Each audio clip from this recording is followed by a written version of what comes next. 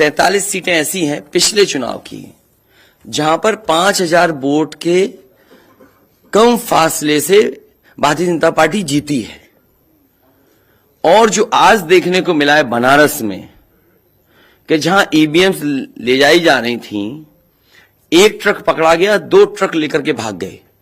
अगर सरकार चोरी नहीं कर रही थी, ये वोट की चोरी जो नहीं कर रही थी, तो कम से कम बताए कि एक गाड़ी रोक ली, पकड़ी गई, लाइव है, अभी भी हम लाइव देख सकते हैं। 2 गाड़ियां क्यों भागी?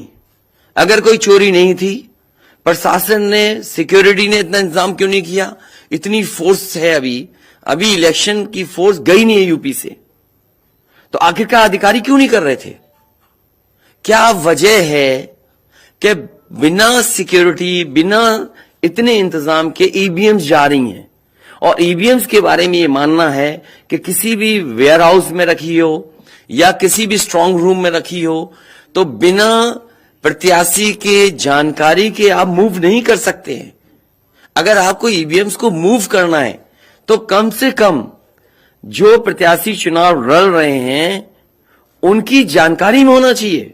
और सोचिए, मुख्यमंत्री आवास से प्रमुख सचिव, मुख्यमंत्री जगह जगह फोन कर रहे हो और डीएम्स को बता रहे हो। ये घबरा गए उसी दिन जिस दिन अखबारों में कुछ जगह आया कि कहीं पार्क की सफाई हो रही है, कहीं घर की सफाई हो रही है।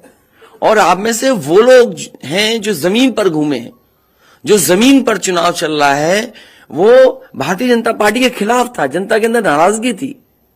ये जो कल एग्जिट पोल आए हैं, मैं एग्जिट पोल पर बोलना नहीं चाहता था, लेकिन जो एग्जिट पोल आए हैं वो कहीं ना कहीं परसेप्शन ये क्रिएट करना चाहते हैं कि हां, भारतीय जनता पार्टी जीत रही है, जिससे वो चोरी भी करें, अगर वो भी ना पता लगे कि हां चोरी हुई है। इसीलिए अगर हमने वोट दिया है, तो मैं अपने नौजवानों से, किसानों से और आम लोगों को कहूंगा कि उतनी हमारी जिम्मेदारी बनती है कि वोट को हम बचाएं। अगर वोट नहीं गिना जाएगा तो लोकतंत्र कहां जाएगा? और ये लोकतंत्र की आखिरी लड़ाई है।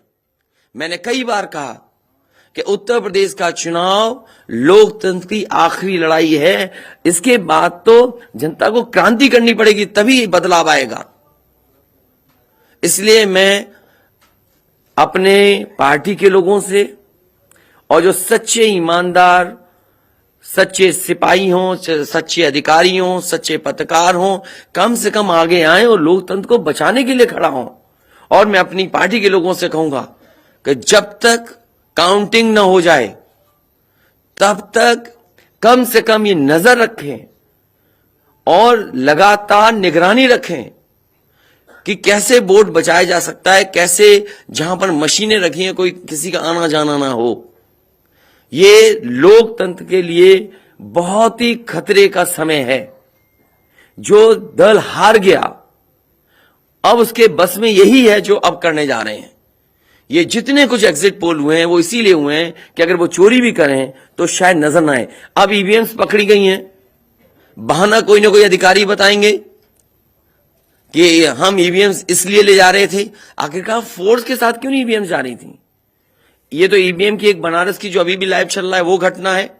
बरेली में एक स्ट्रांग रूम से बाहर नगर पालिका की कचड़े की गाड़ी में, जिसका नंबर UP25 DT 9166 में 3 बक्से सील पकड़े गए।